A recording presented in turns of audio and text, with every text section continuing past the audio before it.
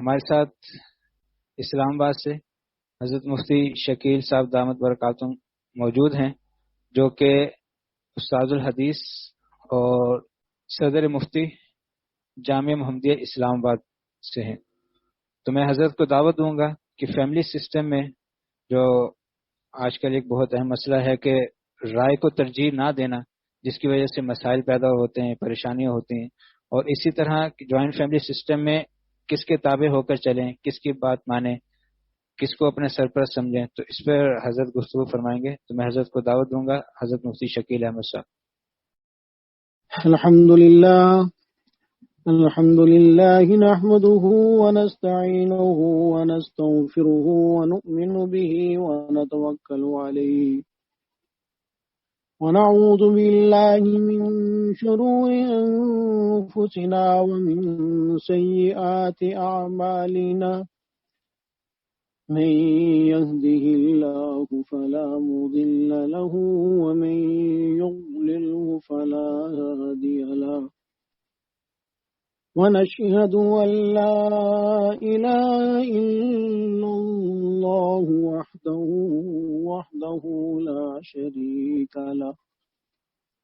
ونشهد أن سيدنا ومولانا محمدا عبده ورسوله أما بعد فأعوذ بالله من الشيطان الرجيم بسم الله الرحمن الرحيم قال الله تبارك وتعالى في كلامه المجيد الرجال قوامون على النساء بما فضل الله بعضهم على بعض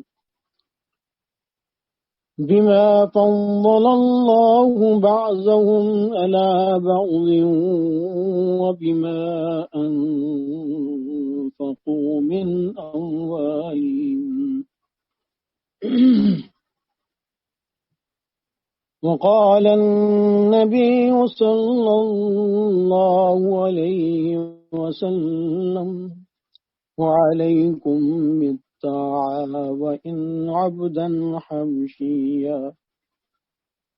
فإن المؤمن كالجمل الأنف حيث ما قيد انقاد صدق الله العظيم وصدق رسوله النبي الكريم۔ حضرات گرامی قدر، میری محترمہ مائیں بہنیں، اس وقت کی اس مختصر سی حاضری کا مقصد ہار کی طرف سے ایک مفوضہ عنوان پر قرآن و سنت کی روشنی میں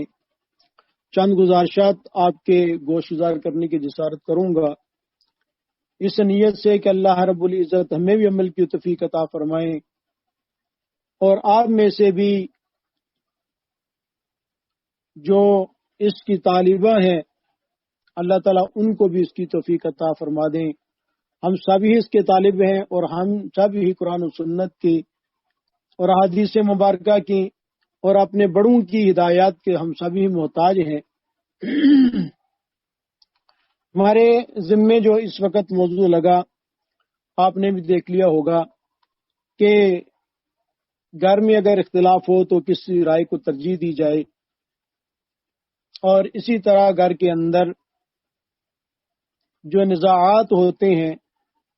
تو اس کے اندر ہم کس کے تابع ہو کر چلیں۔ وقت مختصر ہے، اس وقت کی نزاکت کو باندھتے ہوئے میں چند باتیں آپ کے گوش گزار کروں گا۔ میرے پیش رو ہمارے بزرگ حضرت اقدس حضرت مولانا مفتی زبیر یوسف عثمانی صاحب حافظہ اللہ، اللہ ان کی زندگی میں برکت عطا فرمائے، انہوں نے بڑی بہترین کچھ باتیں آخر میں نے سنی، بہترین باتیں ارشاد فرمائی۔ حقیقت یہ ہے وہ خود بھی اکابرین میں سے ہیں اور اکابر کی تربیت یافتہ ہیں، اور انہیں کی باتیں وہ نقل کر رہے تھے۔ میں اس مختصر وقت میں ایک نقطے کی طرف اشارہ کروں گا جو میرے موضوع سے متعلق ہے، وہ یہ کہ قرآن کریم اور احادیث مبارکہ ان کو سامنے رکھیں تو شریعت کا ایک اہم ترین حکم اور شریعت کی ایک اہم ترین ہدایت جو ہمارے سامنے آتی ہے وہ ہے شر و فساد سے بچنا، باہمی نزاعات سے بچنا، باہمی لڑائی اور جھگڑوں سے بچنا۔ شریعت مقدسہ کے عمومات اور شریعت مقدسہ کی تعلیمات میں سے ایک اہم ترین ہدایت ہے اور اہم ترین ایک تعلیم ہے، وہ یہی ہے کہ چاہے وہ ملکی سطح کے جھگڑے ہوں اور چاہے وہ ہمارے گھریلو جھگڑے ہوں اور چاہے ہمارے اس کے علاوہ دفاتر کے ہوں یا کسی جگہ بھی جہاں معاشرت اختیار کی جاتی ہے وہاں اس کے جھگڑے ہوں، اس سے شریعت نے سختی کے ساتھ منع بھی فرمایا ہے، اور اس کے ساتھ ساتھ اصلاح ذات البین یعنی باہمی معاملات کو ٹھیک طریقے سے چلانا، محبت اور پیار کے ساتھ چلانا اور باہمی الفت کے ساتھ رہنا سہنا، اور ایک دوسرے کے ساتھ اگر کوئی جھگڑا ہو جائے تو اس کی اصلاح کرنا، اس چیز کی بہت زیادہ جو ہے شریعت نے اس کی تاکید فرمائی ہے، اس کی اہمیت کو بیان کیا ہے اور اس کو بڑی باتوں میں شمار کیا ہے کہ اگر دو میاں بیوی جو ہیں وہ آپس میں لڑ پڑیں یا آپس میں دو بھائی لڑ پڑیں یا کسی معاشرے کے اندر کچھ لوگ آپس میں لڑ پڑیں تو ان کے اندر صلح کرانا ان کو شریعت نے بڑی عبادت میں شمار کیا ہے۔ تو یہ ایک بڑی اہم اور بنیادی بات ہے اور شریعت کا ایک اہم ترین اصول ہے۔ آج کل فتاوی عثمانی کا مطالعہ چل رہا تھا تو اس کے اندر ایک نے کئی جگہوں پر بھی مسائل کا جواب دیتے ہوئے استاد مکرم حضرت شیخ الاسلام صاحب دامت برکاتہم نے یہ بار بار ارشاد فرمایا کہ شر و فساد سے بچتے ہوئے، فتنہ فساد سے بچتے ہوئے، پھر دوسری کئی جگہوں پہ یہ ارشاد فرمایا اور ساتھ ساتھ یہ بھی ارشاد فرمایا کہ حکمت و دانش سے کام لیتے ہوئے، اور بعض جگہ ارشاد فرمایا کہ نرمی کے ساتھ بات کرتے ہوئے، مصلحت کے سامنے رکھتے ہوئے، یعنی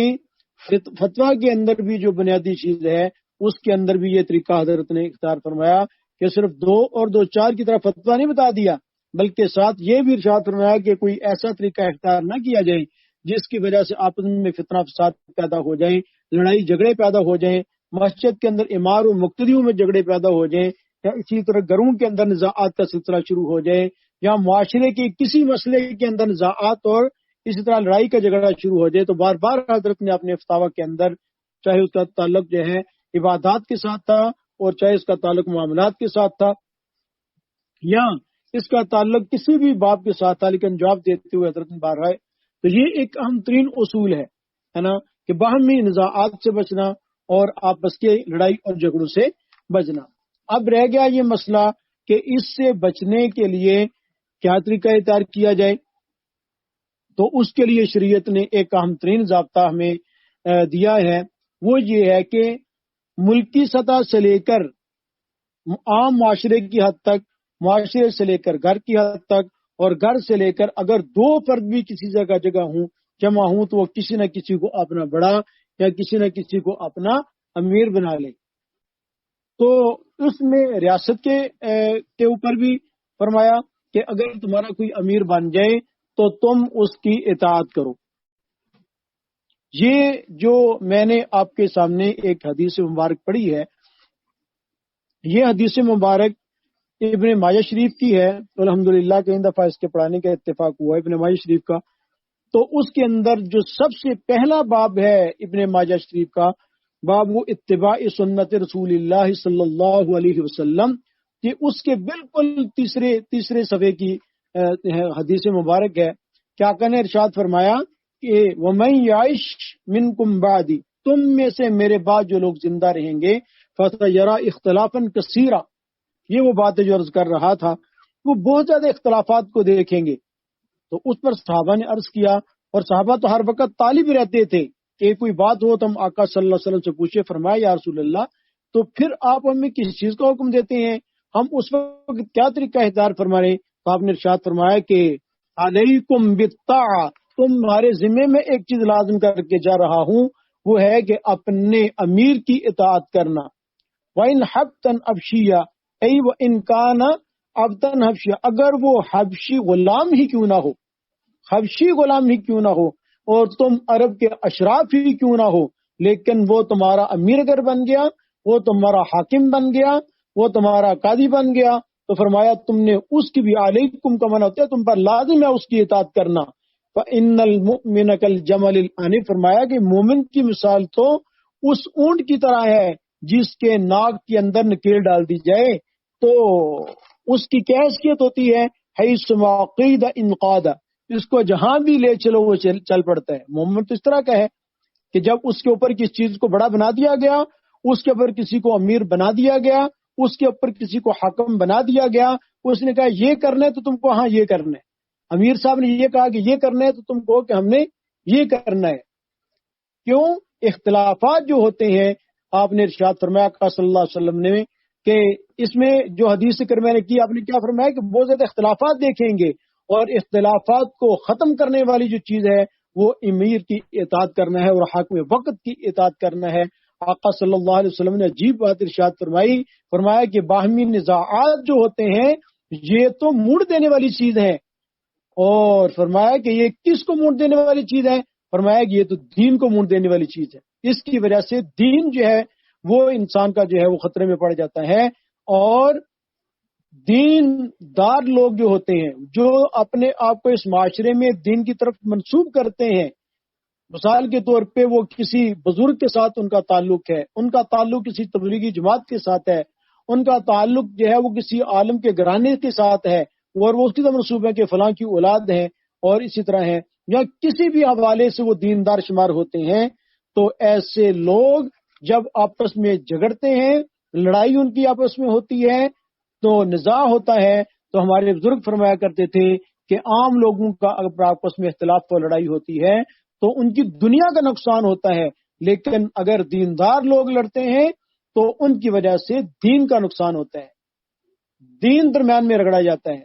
دین کو لوگ بدنام کرتے ہیں. لوگ کہتے ہیں ہاں ہم نے بڑے بڑے دیندار لوگ دیکھے ہیں جی، ہم نے بڑے بڑے حاجی اور نمازی کو دیکھا ہے کہ انہوں نے یہ کیا تھا، فلان اس طرح کیا تھا، اور وہ قیامت تک کے لیے ایک بری مثال ایسی بنتی ہے کہ جس جگہ لوگ بیٹھیں گے وہ 2-4 میں، 4-6 میں، 6-8، اس طرح چلتے چلتے معاشرے کے اندر وہ ایک مثال بن جاتی ہے، اور ایک سبے کو مٹانا بھی چاہے تو وہ مٹتا نہیں ہے. اور بعض لوگ تو اس کو لکھ بھی دیتے ہیں، اور آج کل تو سوشل میڈیا بھی اتنا عام ہو جاتا ہے کہ اس کو مٹانا بہت مشکل ہو جاتا ہے. تو فرمایا کہ یہ دین کو موڑ دینے والی چیز آقا صلی اللہ علیہ وسلم نے ارشاد فرمایا، اور فرمایا کہ اختلافات مٹانے کے لیے آپ نے حل کیا ارشاد فرمایا؟ آپ نے ارشاد فرمایا کہ تم اپنے بڑے کی اطاعت کرو، اپنے امیر کی اطاعت کرو، اور فرمایا کہ پھر اس کے پیچھے ایسے چلو کہ جیسا کہ ایک نکیل ڈالا ہوا اونٹ چلتا ہے. یہ ایک بنیادی نقطہ تھا جو میں نے اپنے ان حاضرین کو اور اپنے سننے والوں کو اپنی اصلاح کی نیت سے اور اپنی اصلاح کی غرض سے میں نے عرض کیا. یہ پہلی بات جو ہے وہ میں نے آپ کے سامنے رکھ دی. دوسری بات اس کے سامنے میں عرض کروں گا آپ سے، وہ یہ ہے کہ پہلے نمبر پہ ریاست ہے، اس کے اندر اگر نزاع ہو تو اس کو بھی سب سے پہلے جو ہے امیر کی بات ماننی چاہیے، لوگوں کو امیر کے پیچھے چلنا چاہیے، اور امیر کا مقرر کرنا اور امیر کی اطاعت کرنا کس قدر اہم ہے آپ خود اس بات سے اندازہ لگا سکتے ہیں کہ جب آقا صلی اللہ علیہ وسلم دنیا سے تشریف لے گئے اور آپ صلی اللہ علیہ وسلم انتقال ہوا تو آپ کی تدفین سے پہلے ہی صحابہ جمع ہو گئے، اور امیر کو مقرر کرنے کے لیے انہوں نے ایک جگہ اکٹھے ہو کر سقیفہ بن ساعدہ کے اندر اکٹھے ہو کر حضرت ابوبکر صدیق رضی اللہ تعالیٰ عنہ کے ہاتھ پر جو ہے وہ بیعت کی کہ یہ امیر ہوں گے. کیوں کہ آقا کو اگر دنیا سے تشریف لے گئے، تدفین بھی ہوگی تو بعد میں فتنے کھڑے ہو جائیں گے اور امت کا شرازہ بکھر جائے گا، امت کا جو اتحاد ہے وہ پارا پارا ہو جائے گا، اور اختلافات کو جو ہے ردتم ولا ابا بکر اللہ والی بات ہوگی کہ سیدنا ابو الحسن علی ندوی رحمۃ اللہ نے کتاب ایک لکھی، ردتم ولا ابا بکر اللہ. کوئی نیا مسئلہ پیش آتا ہے تو اور اس کے حل کرنے والا کوئی بھی نہ ہو تو یہ مثال مشہور ہے کہ ردتم ولا ابا بکر اللہ، کہ ردت اور مرتد تو لوگ ہو رہے ہیں لیکن ارتداد کو ختم کرنے والا کوئی بھی نہیں ہے. لیکن آپ نے دیکھا جو ہی آپ صلی اللہ علیہ وسلم کی تدفین ہو گئی تو اسی وقت سے لوگوں کے اندر اختلافات شروع ہو گئے. کسی نے نبوت کا دعویٰ کر دیا، کسی نے زکوٰۃ دینے سے انکار کر دیا، اور کسی نے کچھ. لیکن ان تمام اختلافات کو اگر ٹھیک طریقے سے پورا کیا ہے، صحابہ کی جماعیت کو ساتھ لے کے پورا کیا ہے، وہ سیدنا صدیق اکبر رضی اللہ تعالی عنہ تھے. اگر ان کی امارت پر اتفاق نہ ہوتا، بیعت نہ ہوتی، فتنے اتنے تھے کہ ان کو ختم کرنا ممکن نہیں تھا، اور بالآخر انجام یہ ہوتا نعوذ باللہ من ذالک کہ اسلام کو ہی لوگ جو ہے مٹا دینے کی حتی الوسع جو ان کوشش کی ہے. بہرحال تو یہ بات میں نے آپ سے گزارش کرنی تھی کہ شریعت کا منشا یہ ہے حکومت کی سطح پہ. اور نمبر 2، اگر معاشرے کے اندر کوئی ایسا مسئلہ پیش آ جائے، کوئی جماعت اگر کسی جگہ جا رہی ہے تو امیر کو متعین کریں. اگر 2 ساتھی بھی سفر میں جا رہے ہیں تو ایک کو لازماً اپنا امیر متعین کر لے. کیوں کہ لازماً طبائی کے اختلاف کی وجہ سے اور مفادات کے اختلافات کی وجہ سے اور اسی طرح اپنی سمجھ اور بوجھ میں اختلافات کی وجہ سے نزاع کا پیدا ہو جانا یہ ایک لازمی امر ہے.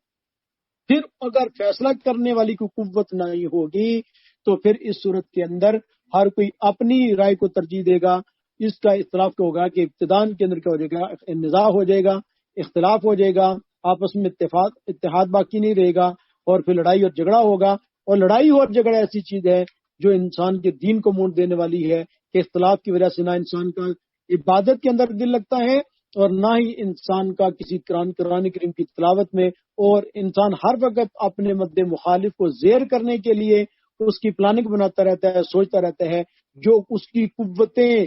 تعمیر پہ لگنی تھی وہ ساری کی ساری قوتیں تخریب پہ اور دشمن کی تدمیر پہ لگتی ہیں. ہر وقت کی سوچ جس سے انسان کا دماغ بھی کمزور ہوگا اور انسان کے اپنے جو ضروری کام ہیں اپنے اور اپنے معاشرے کے اور اپنے زیر افراد کے وہ سارے کے سارے رہ جاتے ہیں.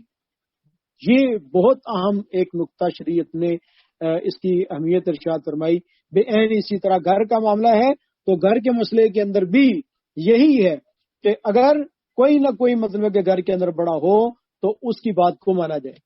اس کے بارے میں شریعت نے کہہ دیا کہ الرجال قوامون علی النساء، ہے نا، مرد جو ہے وہ عورتوں پر جو ہے وہ قوام ہے. قوام کا معنی حاکم نہیں ہوتا، بلکہ قوام کا معنی کیا ہوتا ہے کہ وہ آدمی جو کسی کی حمایت یا حفاظت یا کفالت کے لیے کھڑا ہو، حفاظت کے لیے یا حمایت کے لیے یا اس کی تکفل کے لیے اور اس کے کفالت کے لیے کھڑا ہو. اور فلاں مطلب ہے کہ یہ حصہ ہے اس کے، یہ قیم صاحب ہیں، یہ قیم صاحب ہیں، تو یہ قیم صاحب کی طرف یہ قوام کی ہی ہے. کیا مطلب ہے کہ جو درست کرنے والے ہوں، کس کی حمایت کے لیے کھڑے والے ہوں، اس کی کفالت کے لیے. تو یہ جوائنٹ فیملی سسٹم کے اندر بھی یہی سلسلہ ہوتا ہے کہ اگر انسان گھر کے اندر اگر 6 افراد ہیں، ہے نا، 6 بیٹے اور بیٹیاں رہتے ہیں تو ہر ایک کی طبیعت مختلف ہے. اگر آپ ان سے یہ پوچھ لیں کہ آج ہم گھر میں کیا پکائیں، کسی ایک بات کہہ دیں گے، وہ فیصلہ کر دیں گے تو فیصلہ ہوتا ہے. ورنہ تو ایک دن کی اگر ہنڈیا بھی سب کے اتفاق سے پکانا چاہیں تو اگر شروع سے جن گھرانوں کے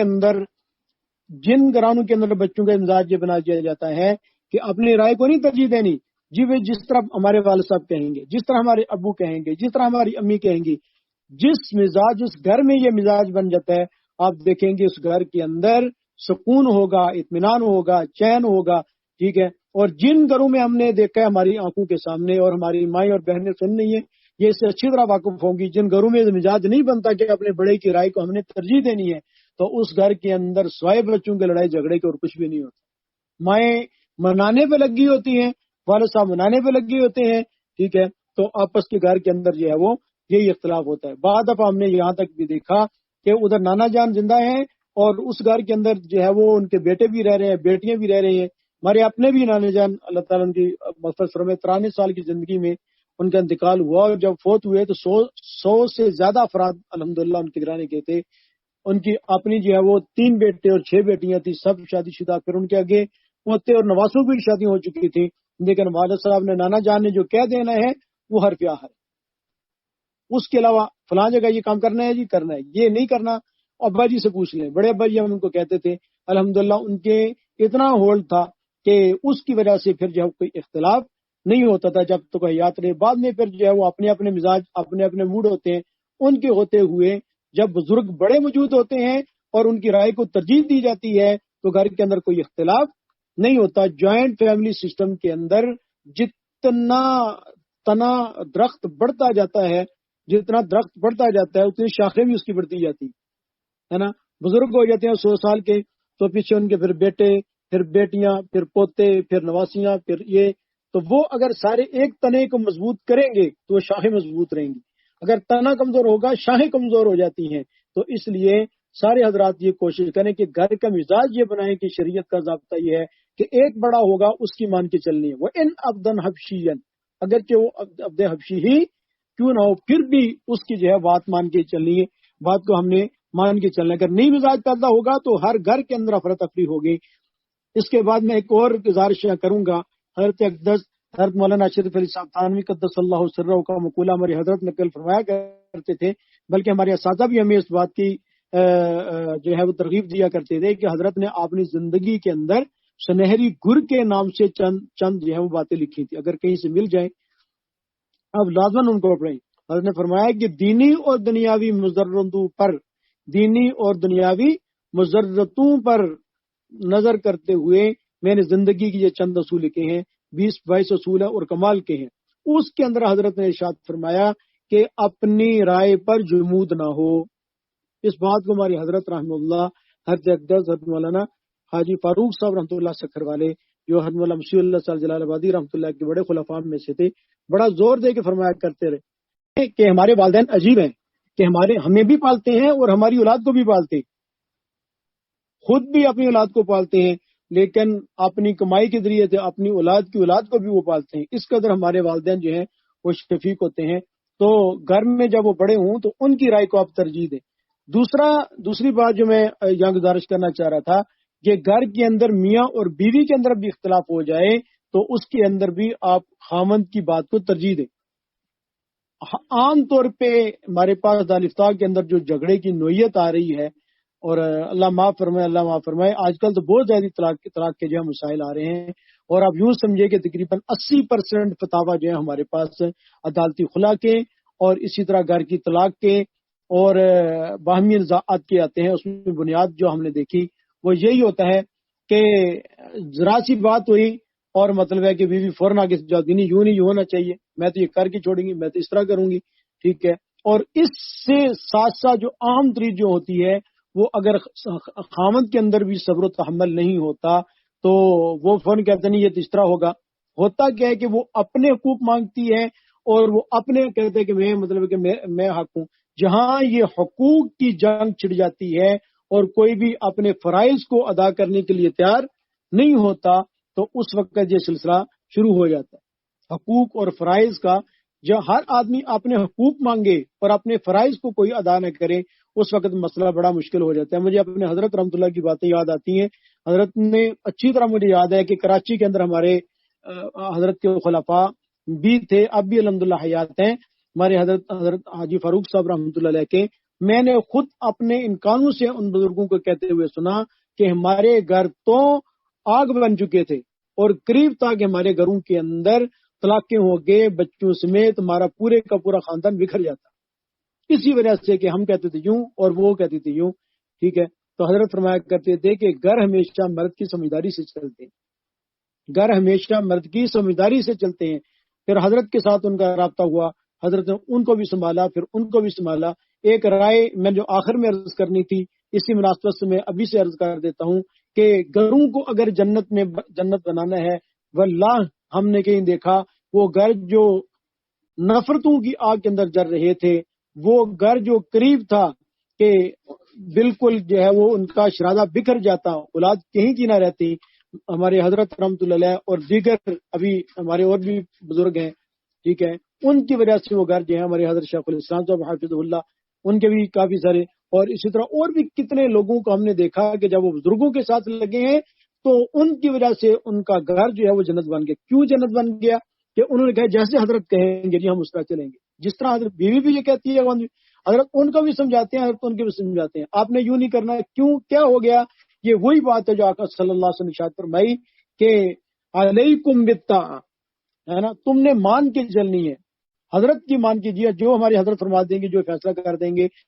باہمی کروڑوں اور اربوں کے نزاعات ہوتے، اربوں کے نزاعات بھی ہوئے، لیکن حضرت نے کہا کہ یہ کرنا ہے ٹھیک ہے جی کر لینے، نہیں کرنا نہیں کرنا۔ ایک کو بڑا بنا لیا، اور بڑے بنا لینے کی وجہ سے وہ گھر کے بڑے نزاعات جو وہ ختم ہو گئے۔ اب بھی ایک میرے پاس ایک استفتہ آیا ہوا ہے بہت بڑے خاندان کا، اور اربوں خربوں کا وہ مسئلہ ہے، ٹھیک ہے۔ وہ کہہ رہے ہیں کہ جی ہمارا مسئلہ حل کرائیں شریعت کے طور پہ۔ پہلے تو خود لگے رہتے ہیں، جب نہیں مسئلہ حل ہوتا پھر کہتے ہیں اب شریعت کا جو ہے وہ حل کریں۔ تو ہوتا کیا ہے کہ جب آدمی شریعت کی مان لے، بڑے کی مان لے، اپنے حضرت کی مان لے، آپ حضرات بھی کوشش کریں کہ آپ کسی بزرگ سے، کسی اللہ والے کے ساتھ میاں بیوی دونوں متعلق ہو جائیں، پھر اس کے ساتھ ساتھ اپنے بچوں کو بھی ان کے ساتھ متعلق کریں کہ جو حضرت ہماری زندگی کے بارے میں فیصلہ فرما دیں۔ باپ کہتے ہیں کہ میں نے بچے کو مدرسے میں داخل کرنا ہے، بیوی کہتی ہے نہیں جو ہم نے تو اس کو آکسفورڈ میں داخل کرانا ہے، ہم تو کیمبرج والے میں داخل کرانا ہے، ہم نے تو فلاں جگہ۔ جب حضرت کہہ دیں گے، ہر فرما دیں کہ ہاں پہلے یہ کر لیں پھر اس طرح کر لیں، آپ کا گھر جو ہے جنت بن جائے گا، ٹھیک ہے۔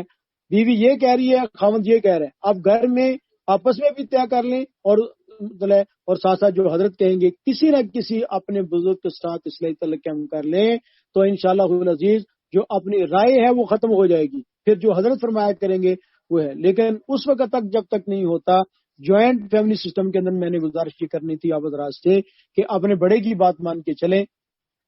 لیکن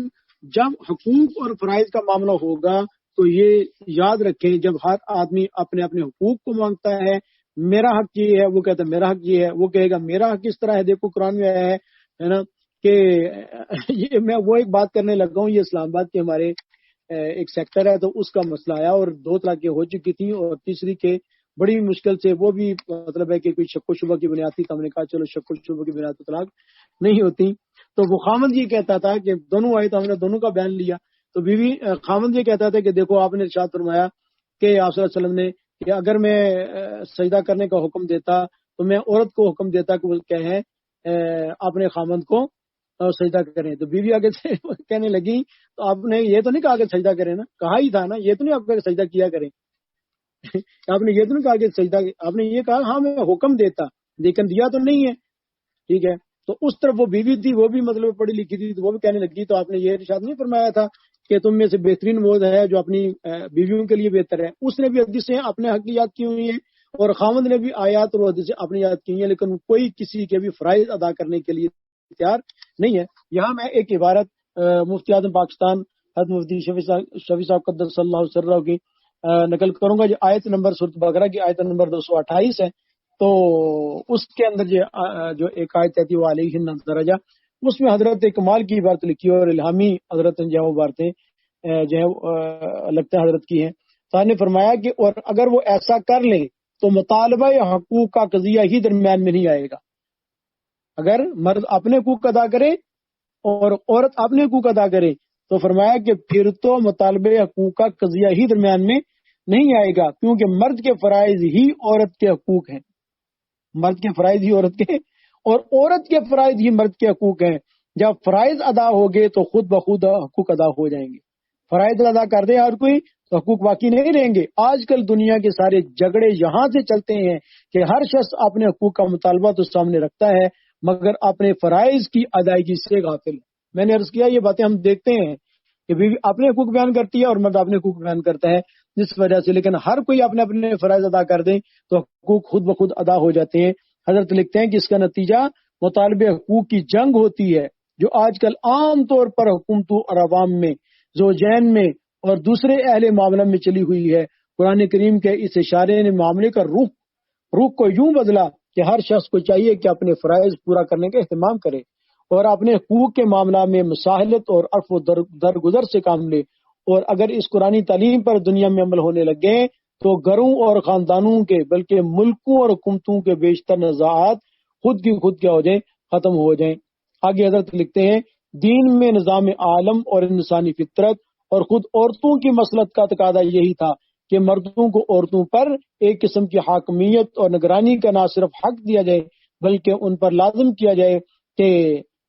اسی کا بیان آیت الرجال قوامون علی النساء میں آیا ہے، لیکن اس سے سب مردوں کا سب عورتوں سے افضل ہونا لازم نہیں آتا، کیونکہ فضیلت عند اللہ کا مدار جو ہے ایمان اور اعمال صالح پر ہے، وہاں درجات کی ترقی و تنزل ایمان اور عمل کے درجات کے مطابق ہوتا ہے. اس لیے امور آخرت میں ضروری نہیں کہ مردوں ہی کا درجہ عورتوں سے بلند رہے. یہ بھی ہو سکتا ہے کہ حسب تصریح آیات و روایات ایسا ہوگا بھی کہ بعض عورتیں اپنی طاعت و عبادت کے ذریعے بہت سے مردوں پر فائق ہو جائیں، ان کا درجہ بہت مردوں سے بڑھ جائے. یہاں یہ بات دھیان رکھنے کی ہے کہ گھر کے اندر صرف حاکمیت سے نہیں کام چلے گا، بلکہ اس کے ساتھ ساتھ یہ بھی ہے کہ آپ مطلب ہے کہ محبت کا اور پیار کا معاملہ رکھیں، اور اس کے ساتھ ساتھ گھر والوں سے مشورہ بھی کریں. مختلف مسائل کے اندر یہ ہوگا، اسی طرح ہوگا. جب یہ معاملہ ہوگا تو پھر اعتماد کی فضا پیدا کریں، اور ایک دوسرے کے جب اعتماد ہوگا، اور اس کے لیے اگر قربانی بھی دینی پڑے تو پھر بھی دینی چاہیے. اور آقا صلی اللہ علیہ وسلم نے خود دیکھیں کہ اتنا اہم ترین ایک معاملہ اور اہم ترین ایک مسئلہ کہ جس میں آپ صلی اللہ علیہ وسلم انتہائی پریشان تھے، اور آپ نے مشورے کے لیے کہاں تشریف لے گئے؟ حضرت ام سلمہ رضی اللہ تعالی عنہ کے پاس. صلح حدیبیہ کا مسئلہ آپ کے ہے ذہن کے اندر ہوگا کہ جب حدیبیہ کے موقع پر یہ صلح کی شرط طے ہو گئی کہ مسلمان اب واپس چلے جائیں گے اور اس سال حج نہیں کریں گے یا عمرہ نہیں کریں گے، اگلے سال دوبارہ جو آئیں گے، تو اس پر صحابہ جو ہے سخت پریشان ہوئے. صحابہ سخت پریشان ہوئے، اور آپ نے ارشاد فرمایا کہ اب سارے صحابہ سے آپ نے ارشاد فرمایا کہ اپنے احرام کھول دیں اور حلق کروا لیں، اور ساتھ ساتھ ارشاد فرمایا کہ جو قربانی لے آئے تھے، ہدی لے کے آئے تھے، وہ ذبح کر دیں. لیکن یہ حکم اور آقا صلی اللہ علیہ وسلم کا حکم حقیقت میں اللہ کا حکم ہے. یہ سننے کے باوجود بھی صحابہ نے احرام نہیں کھولا، اور پھر اس کے بعد جو ہے وہ نہ حلق کروایا نہ قربانی کو ذبح. کوئی ایک آدمی بھی نہیں اٹھا. اب خود سوچیں کہ جب آپ صلی اللہ علیہ وسلم ارشاد فرما رہے ہوں گے اور اتنے صحابہ موجود بھی ہوں گے جو آپ کے جانسار ہیں، اس کے باوجود بھی کوئی بندہ جب اس کے لیے نہیں اٹھا تو آقا صلی اللہ علیہ وسلم کی طبیعت پہ کتنی گرانی ہوگی. صحابہ نے آپ نے تو ارشاد فرمایا تھا کہ ہم اس سال جا کے مطلب عمرہ کر کے آئیں گے. اب موقع ایسا ہے کہ صحابہ کہہ رہے ہیں کہ وہ تو بالکل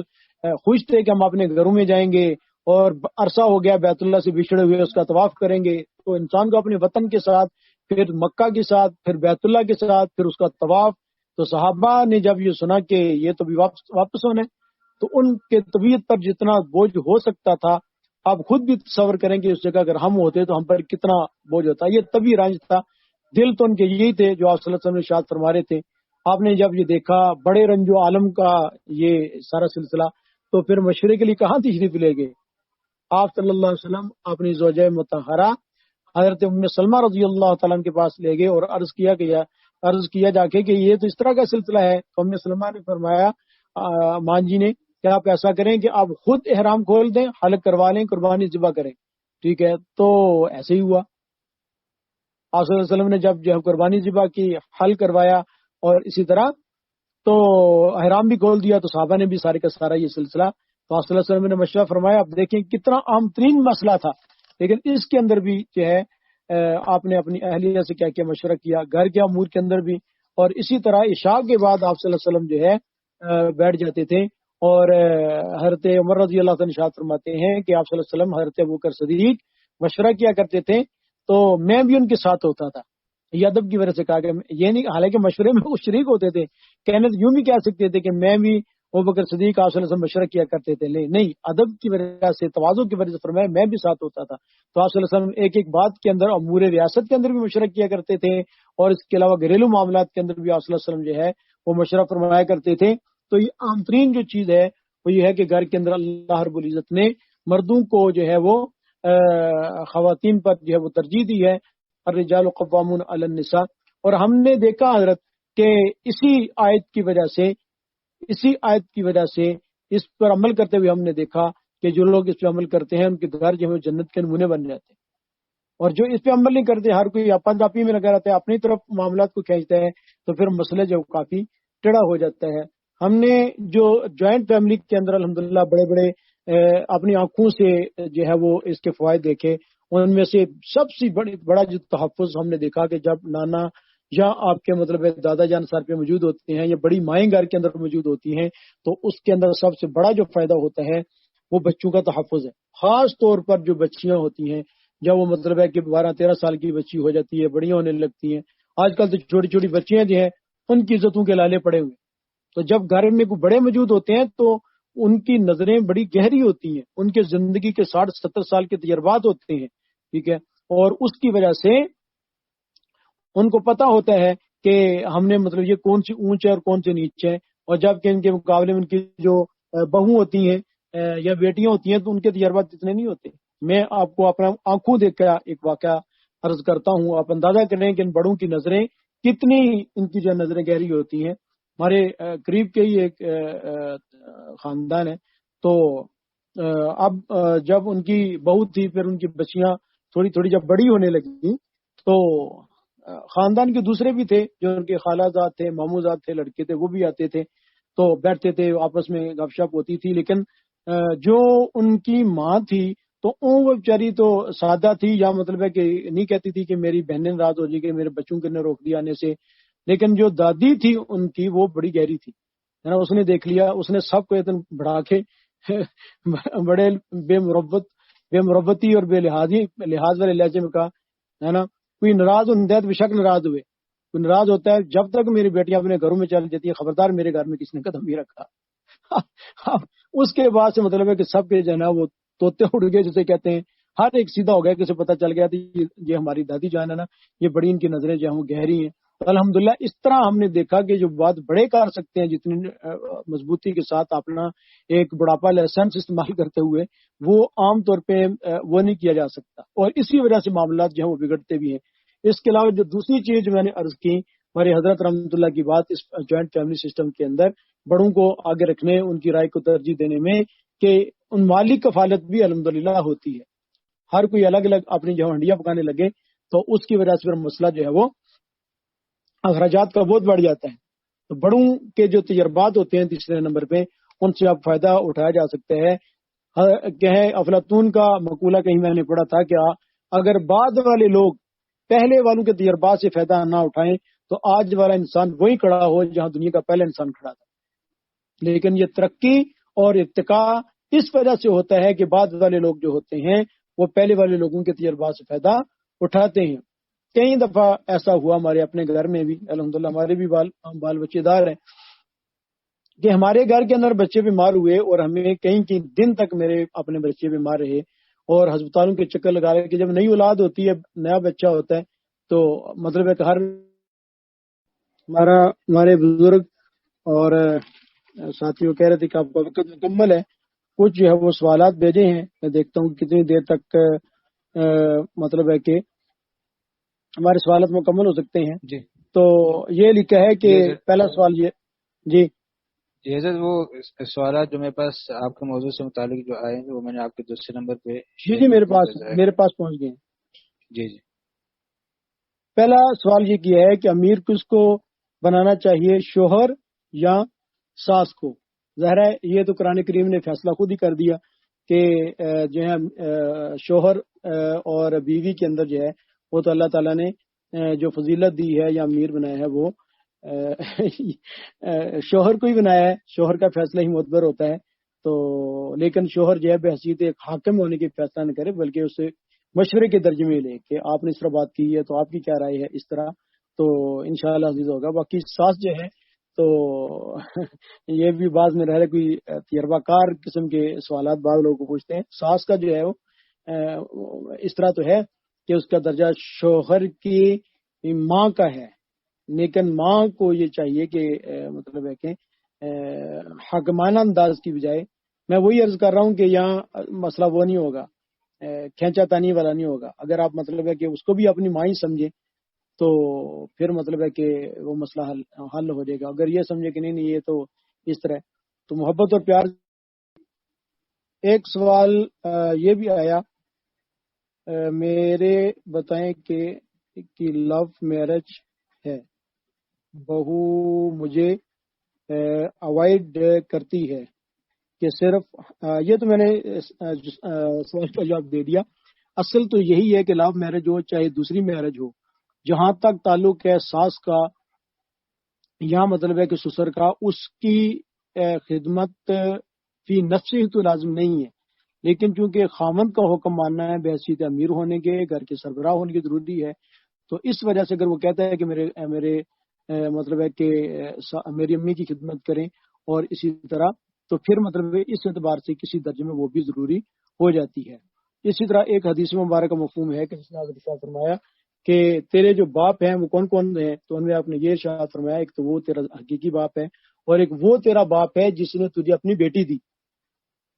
یعنی جس نے بیٹی دی وہ بھی تیرے باپ کے درجے کے اندر ہے۔ تو آپ دیکھیں ایک حقیقی باپ ہو گیا، اور ایک اسی طرح وہ جو سسر ہے تو وہ بھی باپ ہو گیا، تو ظاہر ہے کہ اس کی جو بیوی ہے وہ ماں ہوگی، تو یہ ماں کے درجے میں ہوتی ہیں۔ اس طرح ساس اور اسی طرح آپ کا جو سسر ہے وہ بھی اگرچہ وہ خامند کے مطلب ہے کہ ماں باپ ہیں، لیکن ایک درجے کے اندر، جس طرح میں نے حدیث ذکر کی، اس اعتبار سے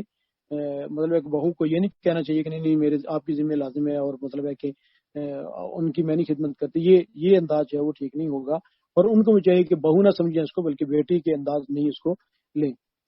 اچھا، بہو کہتی ہیں کہ لڑکے کے اچھا پیرنٹس، وہ میں نے عرض کر دیا، یہ ساری وہ چیز، سارے سوالات انہیں ایک ہی آ رہے ہیں۔ جوائنٹ فیملی میں اگر دونوں کی رائے الگ ہو، میں نے عرض کیا کہ اگر امیر بنانے، میں نے میری پوری جو بات ہے اس کا حاصل یہی تھا کہ رائے کا اختلاف جب ہوگا، جب نزاع ہوگا، تو امیر بنائی اسی وجہ سے جاتا ہے کہ مطلب ہے کہ وہ نزاع کو ختم کرنے کے لیے، ظاہر ہے کہ جوائنٹ فیملی کے اندر جو ہے خاوند جو بات کہتا ہے تو اب اس کو سمجھائیں، بات منوائی بھی جا سکتی ہے، سمجھایا بھی جا سکتا ہے، لیکن اگر خاوند یہ بات کہتا ہے تو پھر اس کی بات کو آپ مان لیں، ٹھیک ہے۔ آپ یہ کہیں گے کہ نہیں اپنے حقوق کی طرف، وہ اپنے حقوق کی طرف، تو وہی بات ہوگی حضرت مفتی شفیع صاحب رحمۃ اللہ نے ارشاد فرمایا، پھر یہ جھگڑا ہی ہوگا۔ اگر ایک بہو کی اولاد نہ ہو رہی ہو، گھر میں تکلیف سے کیسے بچے، گھر میں تکلیف سے کیسے بچے؟ اگر نہیں اولاد ہو رہی ہے تو اللہ کی طرف سے ہوتا ہے، اس میں اگر کوئی تانے تشنیع کرتا ہے کہ مطلب ہے کہ تیری اولاد کیوں نہیں ہو رہی، اور یہ تو ظاہر ہے کہ یہ تو کہنے والے کو سمجھانا چاہیے کہ یہ اللہ کی ایک نعمت ہوتی ہے، یہ اللہ ہی دیتے ہیں، اس میں کسی عورت کا یا کسی خاوند کا یعنی تو شریعت ہے۔ ہم عام طور پہ فتوی یہ لکھتے ہیں کہ ایسے مسائل کے اندر کہ خاوند اگر تنگ کر رہا ہے تو تیری اولاد کیوں نہیں ہو رہی، تو اس کا بھی تبلیغ میں وقت لگوائیں، نرمی سے سمجھائیں، اور اس کو کسی اللہ والی کی صحبت میں بھیجیں۔ ہمارے کافی سارے فتوے ایسے ہوتے ہیں کہ جس میں کسی خاص شرعی حکم لگانے کے بجائے ہم یہ کہہ دیتے ہیں کہ ان کا جو ہے وقت جماعت میں، عام طور پہ یہ ساری باتیں پیدا ہوتی ہے جہالت کی وجہ سے، لڑائی جھگڑے یہ سلسلے۔ میں نے کہا کہ کتنے لوگ ایسے تھے کہ جن کے گھر آپس میں ٹوٹنے لگے تھے، واللہ ان لوگوں نے خود بتایا کہ ہمارے حضرت اگر نہ آتے ہماری زندگی میں تو ہم ٹوٹ چکے ہوتے۔ کسی اللہ والے سے تعلق قائم کرائیں، خامد اگر نہیں بات ماننا، یا بہو اگر اس طرح کی نہیں ہے، تبلیغ میں وقت لگائیں، ہفتہ وار جو بیانات ہو تو ان میں بھیجیں، جب تک یہ جہالت دور نہیں ہوگی اس وقت تک جو ہے کچھ بھی نہیں ہوگا۔ عام طور پہ ہم یہ کہتے ہیں کہ نہیں تبلیغ میں کیسے جائیں گے، خود ہم اس طرف جاتے نہیں ہیں اور تکلیف برداشت کرنے کے لیے تیار ہوتے ہیں۔ کیا آپ نے کتاب سنہرے اصول پڑھنے کا کہا؟ نہیں، یہ حضرت تھانوی رحمۃ اللہ علیہ کے سنہرے گر ہیں، یہ آپ جس علاقے کے اندر ہیں وہاں کے جو عالم ہوں گے وہ ایک ہمارے میں تو اپنے طلبا کو بھی اور جو اپنے متعلقین ساتھی ہوتے ہیں تو ان سے یہی کہتا ہوں کہ آپ ایک دفعہ دن میں ضرور پڑھ لیا کریں، اس میں دین و دنیا ہر اعتبار سے جو ہے کمال کی چیزیں ہیں، زبان کے حوالے سے اور اسی طرح طب کے حوالے سے ہر اعتبار سے کمال کے ہیں، وہ پڑھنے کی ہیں۔ مصنف کا نام بھی بتاتے ہیں، حضرت تھانوی رحمۃ، کتاب نہیں ہے یہ، کسی کتاب میں مل جائیں گے آپ کو لکھے ہوئے، کسی بزرگ سے کسی عالم سے، سنہرے گر کے نام سے حضرت نے وہ زندگی کے آخر میں چیزیں جو ہیں وہ لکھی۔ اچھا، اگر گھر کے بڑے موجود نہ ہوں تو شادی شدہ بہن بھائی اپنے معاملات خود ذمہ دار لکھیں، یعنی اگر والدین وغیرہ نہیں، ان کے کہنے کا اصل یہ ہے کہ اگر والدین نہ ہوں تو بڑے بہن بھائی کے اندر جو آپ کے بڑے بہن بھائی ہیں یقیناً وہ آپ کے ہیں، کیونکہ حدیث کے مطابق جو ہے یہ بڑا بھائی جو ہوتا ہے باپ کی طرح ہے، اور آپ کی جو بڑی بہن ہوتی ہیں وہ آپ کی ماں کی جگہ ہوتی ہے، تو بڑے بھائی کو باپ کا درجہ دیں۔ اور اسی طرح اصل بات یہ ہے نا کہ ہم یہ نہیں چاہتے کہ ہم کسی کے نیچے لگیں، ہماری رائے کے خلاف کوئی بات ہو، حالانکہ امیر بنانے کا مقصد یہ ہوتا ہے کہ اگر کوئی بات آپ کے رائے کے خلاف ہے پھر بھی آپ اس کو فالو کریں، پھر بھی بڑے کی بات کو مانیں، پھر اس کے مزاج کے مطابق چلیں گے، تو انشاءاللہ کچھ دیر تک ان کا اپنا مزاج بھی جو ہے وہ ٹھیک ہو جائے گا۔ تو اس لیے آپ حضرات سے گزارش یہی ہے کہ امیر والا سلسلہ اور جوائنٹ فیملی کے اندر بڑوں کی جو اہمیت ہے ان کو رکھیں، لیکن بڑوں کے لیے لازم ہے کہ حاکمانہ انداز اختیار نہ کریں بلکہ مصلحانہ، محبت والا، پیار والا۔ اور ایک حدیث مبارک میں نے ذکر کرنی تھی، رہ گئی وقت کی کمی کی وجہ سے، آپ نے ارشاد فرمایا کہ البرکۃ مع اکابرکم، البرکۃ مع اکابرکم، جو تمہارے بڑے ہیں برکت جو ہے وہ ان کے ساتھ ہے، ان کے ساتھ رہنے میں، ان کی بات ماننے کے اندر ہے۔ آپ حضرات نے پڑھا ہوگا کہ جس وقت یہ نماز جنازہ کی بھی دعا ہے تو اس کے اندر بھی ایک یہ بات آتی ہے، اللہم لا تحرمنا اجرہ ولا تفتنا بعدہ، اے اللہ یہ جو بزرگ جو چلے گئے ہیں لوگ، تو ان کے بعد لا تحرمنا اجرہ، ان کے اجر سے بھی ہمیں محروم نہ کرنا، ولا تفتنا بعدہ، اور اسی طرح ان کے بعد ہمیں کسی فتنے میں مبتلا نہ کرنا۔ ان کی اپنی برکات ہوتی ہیں، ان کی اپنی اتھارٹی ہوتی ہے، اس کی وجہ سے اللہ تعالیٰ کی برکتیں نازل ہوتی ہیں اور کافی ساری پریشانیاں ویسے ہی ختم ہو جاتی ہیں۔ لیکن جس وقت انسان جو ہے وہ خود اپنے آپ کو بڑا سمجھتا ہے تو تجربات ہوتے نہیں ہیں، تو انسان مار کھاتا ہے۔ کتنے دفعہ ایسے ہی ہوگا کہ آپ نے بچے کو کہا ہوگا بیٹا یہ کام نہیں کرنا، ٹھیک ہے، لیکن کہتے میں کر کے چھوڑوں گا، میں نے یہاں پیسے لگانے ہیں، وہ میرا بڑا پرانا دوست ہے، میں اس کو اچھی طرح جانتا ہوں، لیکن جب لٹتا ہے تو پھر مطلب اسے پتہ چلتا ہے کہ میرے والد صاحب جو ہے وہ کیا کہہ رہے ہیں۔ تو یہ چند جو ہے وہ گزارشات آپ بھی گزار کرنی تھی، آپ اپنی اصلاح کے لیے سے عرض کی ہیں، اللہ تعالیٰ مجھے بھی اور آپ کو بھی عمل کرنے کی توفیق عطا فرمائے، اپنے بڑوں کی ماننے کی، اور اگر آپ کے علاقے کے اندر کوئی بزرگ ہیں تو ان کے ساتھ اپنا تعلق بھی قائم کریں۔ عام طور پہ جو گھروں کے اندر ہم نے پریشانیاں دیکھی ہیں وہ یہی ہوتی ہے کہ خاوند کا رویہ ٹھیک نہیں ہے، وہ ماں کی مان کے چلتا ہے، اس لیے یہ ہوتا ہے واقعتاً ایسے ہی ہوتا ہے، تو بہن کی بات مانتا ہے۔ تو اس لیے آپ میں سے اگر بہنیں بھی ہماری موجود ہیں تو ان سے گزارش یہ ہے کہ وہ شادی شدہ ہیں تو اپنے گھر میں رہیں، دوسرے گھر میں جا کے دخل نہ دیں۔ جس طرح آپ کے گھر میں آپ پسند نہیں کرتی کہ آپ کے خامند کو آپ کی ان کی بہن ان کو کوئی بات بتائے یا سمجھائے اور وہ آ کے آپ سے آگے لڑنا شروع کر دیں، تو اسی طرح جو آپ کی بھابھی ہے تو وہ بھی یہ پسند نہیں کرتی کہ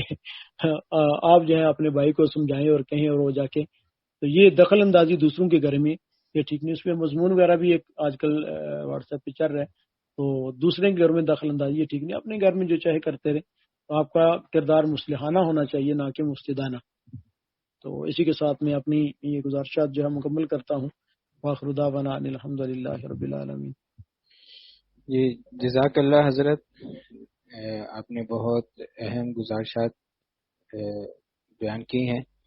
اور اللہ تعالیٰ ہمیں سب اس پر عمل کرنے کی توفیق عطا فرمائے۔ تو یہ تھے حضرت مفتی شکیل صاحب دامت برکاتہم، استاد الحدیث، صدر مفتی جامع محمدیہ اسلام آباد۔